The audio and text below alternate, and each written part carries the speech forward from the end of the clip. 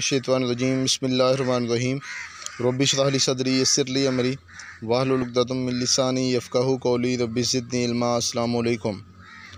दोस्तों, हाथी के बच्चे का जब जंगल से शिकार किया जाता है, जब वो बिल्कुल छोटा सा होता है तो उसे एक मज़बूत ज़ंजीर के साथ जकड़ दिया जाता है।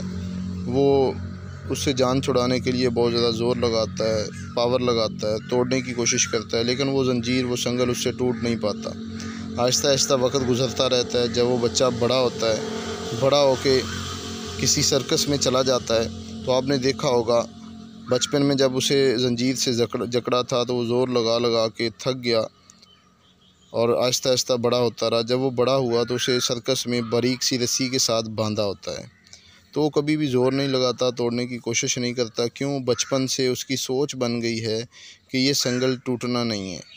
तो वो सारी उम्र फिर इसी तरह गुजार देता है। सेम इसी तरह आम लोग हैं, वो सारी उम्र जो है वो कुछ बड़ा करने के लिए कोशिश ही नहीं करते, ज़ोर ही नहीं लगाते, पावर ही नहीं लगाते। क्यों? उनकी सोच बनी हुई है कि हम कभी भी कुछ बड़ा नहीं कर सकते।